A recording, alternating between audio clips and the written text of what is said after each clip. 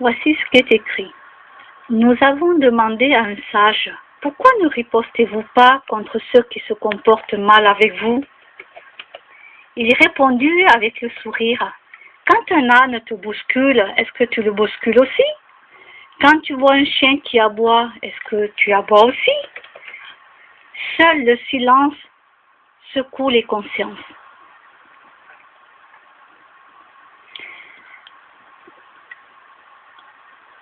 J'aimerais tellement que ça soit vrai.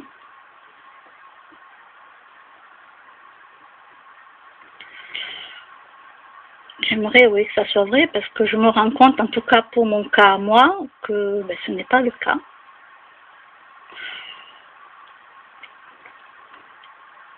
Je me suis rendu compte qu'il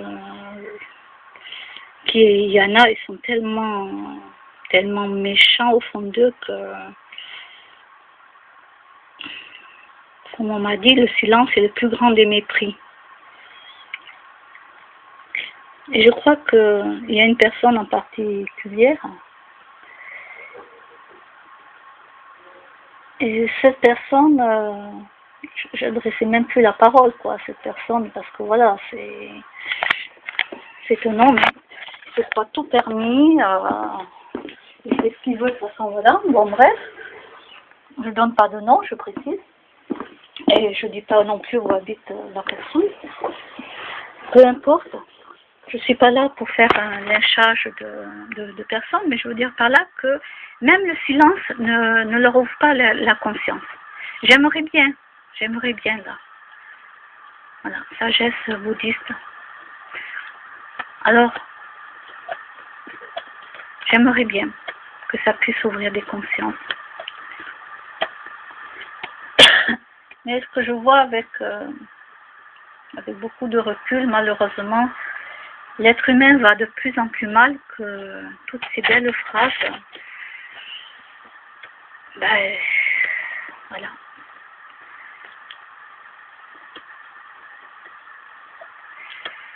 Ça ne fonctionne pas. J'aime beaucoup cette image.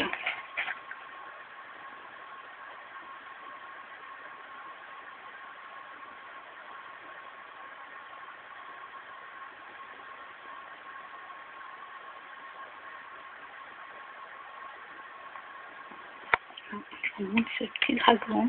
J'aime beaucoup les dragons, surtout quand ils sont souriants comme ça. J'aime bien les dragons gentils. Les dragons qui font peur, là, qui sont... Je ne mets pas beaucoup d'images, non, je ne mets pas d'images d'eux. J'aime bien mettre des petits dragons souriants. Voilà.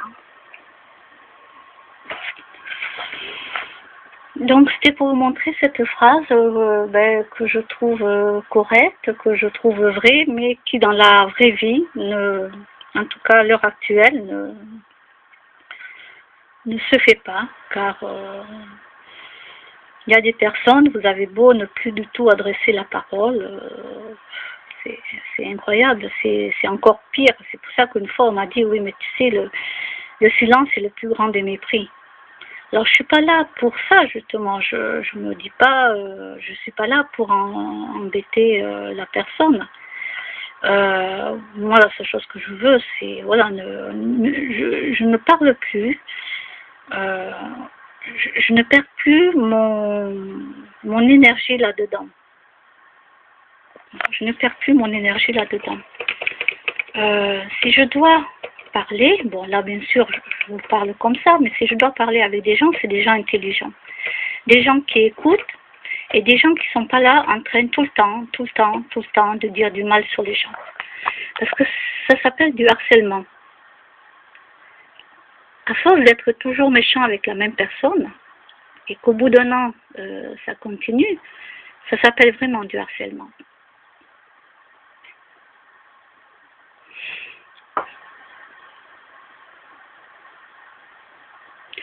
La personne est tellement méchante que vous pourrez dire ou faire n'importe quoi, la personne trouvera toujours quelque chose. C'est la méchanceté même. Et plus les gens sont en groupe, plus l'augmentation de la méchanceté augmente. C'est comme une petite fissure. en vous, vous avez une petite fissure. Plus vous êtes en colère, et plus cette fissure va s'agrandir en vous, et plus vous allez être en colère.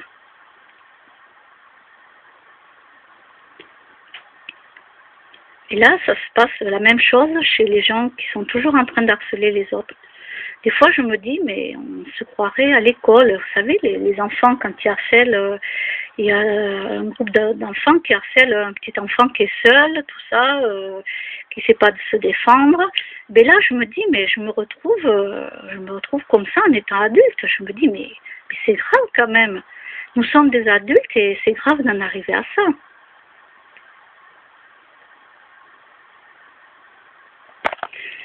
Ben oui, c'est dommage. Dommage. Il n'y a pas de solution puisque si ces personnes-là n'apprennent pas la communication non violente, ne font pas des efforts pour eux-mêmes, aussi pour les enfants, parce que je vois, j'entends souvent des parents tout engueuler après les enfants. J'ai envie d'aller leur apprendre la communication non violente, j'ai envie de leur faire la petite méditation de la grenouille, comme on dit, qui dure allez, deux minutes à peine, une minute. Dire, allez, asseyez-vous, hop, on croise les jambes par terre, on est au sol, allez, on ferme les yeux, on respire et on souffle tout doucement. C'est ça qui manque aux enfants. Et oui. Il leur manque une toute petite méditation parce qu'un enfant, déjà qu'un adulte n'arrive souvent pas à tenir, alors imaginez un enfant, on ne va pas lui dire de rester une demi-heure assis, non, non, non. Surtout quand ils sont petits, bien sûr que non.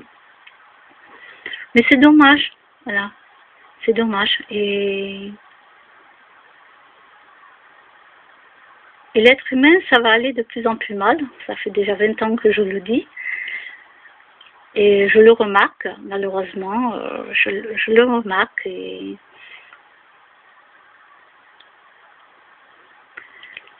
je me suis rendu compte que malheureusement on ne peut plus rien faire. On ne peut pas éduquer les adultes. Voilà. On ne peut pas éduquer les adultes. Alors quand les enfants sont mal éduqués, alors là c'est encore pire. Vous voyez déjà les parents, vous avez compris les enfants. Voilà. Et après, les pauvres enfants, de toute façon, ils se font hurler dessus continuellement. Et après, beaucoup plus tard, les parents s'étonnent que les enfants ne veulent plus les voir. Ils ont eu une jeunesse tellement minable qu'un jour, où ils s'éloignent d'eux, où ils coupent même les ponts avec eux. Et les parents s'en étonnent. Il ne faut pas s'étonner. C'est fini, il ne faut plus s'étonner. Ce que vous faites vivre à vos enfants étant jeunes, ils s'en rappelleront plus tard. Ils s'en rappelleront. Et un jour, vous ne comprendrez pas que vous les voyez de moins en moins, qu'ils vous appellent de moins en moins, ou même qu'ils coupent les ponts avec vous, les parents. Cette vidéo, elle est surtout faite pour les parents, pour les adultes.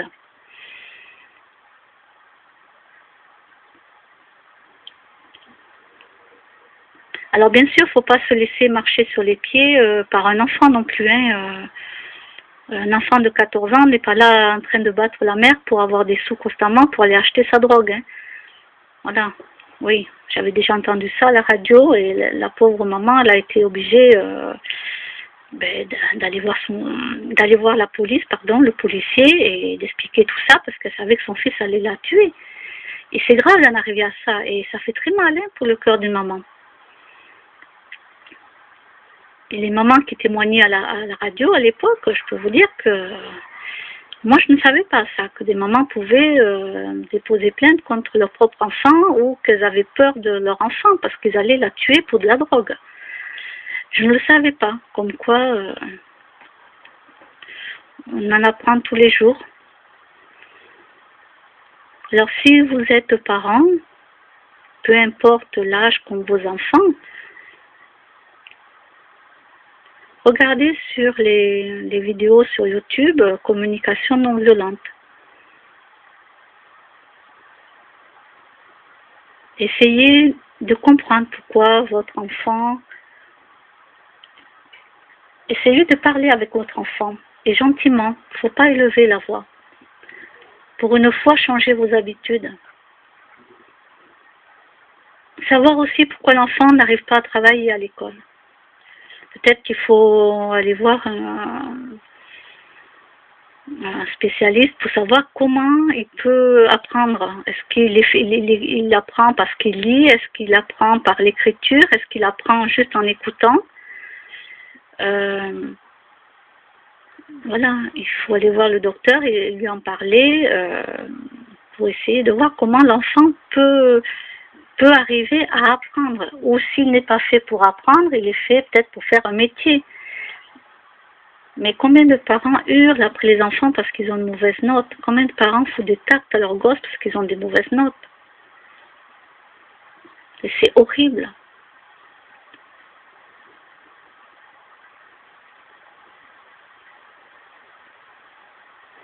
Donc le spécialiste, ça s'appelle un orthophoniste. Voilà. Pour aller voir un orthophoniste, vous allez voir votre médecin, il va vous faire un papier, une ordonnance, et après vous prenez rendez-vous chez l'orthophoniste. Vous irez sans doute plusieurs fois pour qu'il arrive à voir et à vous dire comment l'enfant peut apprendre.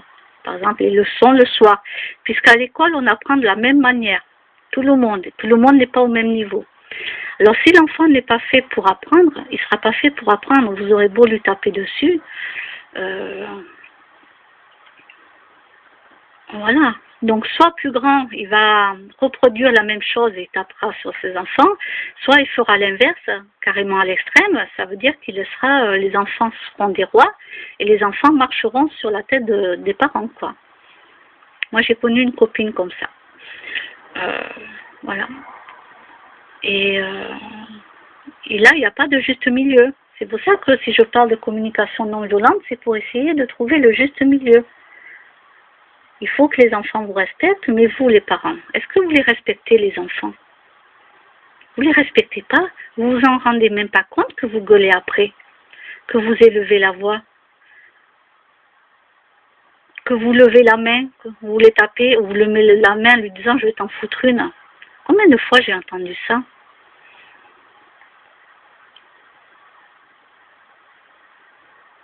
Moi, ça me révolte. Voilà, ça me révolte.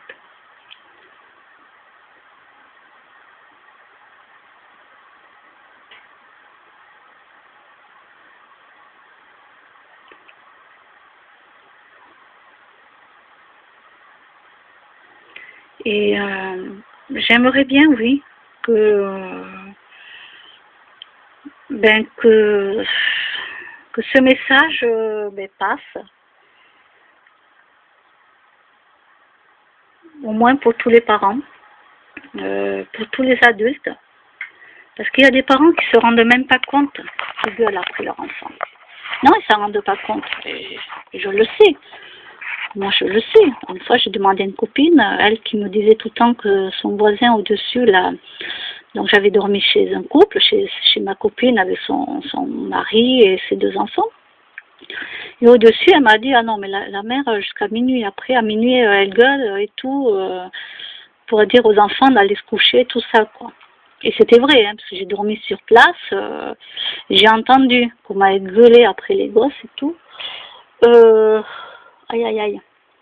Et puis là, donc le lendemain, ma copine qui hurlait encore contre les enfants, mais elle hurlait en pleine journée, quoi. Elle ne pouvait même pas bouger, le gosse. Ah, il fallait même pas qu'il bouge. Je lui dis, mais est-ce que toi, tu me parles de ta voisine de dessus, mais est-ce que toi, tu t'entends crier sur ton enfant? Hurler sur ton enfant. Est-ce que tu t'entends? Et elle me dit non. Elle me dit non, mais elle s'est jamais remise en question. Alors bien sûr, moi j'ai fini par couper les ponts avec ces gens-là, hein, parce que les pauvres enfants, moi je voyais ça. Et puis il y en a tellement que voilà, c'est une catastrophe, des gens comme ça, c'est une catastrophe. Mais ils se remettent même pas en question. Même pas que la mère allait s'asseoir et me poser des questions sur le fait de savoir comment elle est avec ses enfants, puisqu'elle-même ne le voit pas de ses propres yeux à elle. Il faut toujours que ce soit quelqu'un de l'extérieur qui le voit pour pouvoir en parler. Alors moi, avec des gens comme ça, j'ai coupé les ponts, mais je sais très bien que ces enfants, surtout un qui était un peu plus grand, et ça je l'ai compris une fois quand il m'a parlé, j'ai compris que lui, plus tard, il va couper les ponts avec ses parents. Ça, c'est sûr. Ouais. Ça, c'est sûr, il va couper les ponts avec eux. Et il aura bien fait. Et il aura bien fait. Voilà. Je ne verrai sans doute plus jamais cet enfant. Parce que, voilà, j'ai arrêté d'aller voir les parents. Parce que je ne pouvais plus voir des choses comme ça. Et alors moi, ce que je veux dire aux parents, ne vous étonnez pas si les enfants plus tard, en grandissant, ben, ils s'éloignent de vous.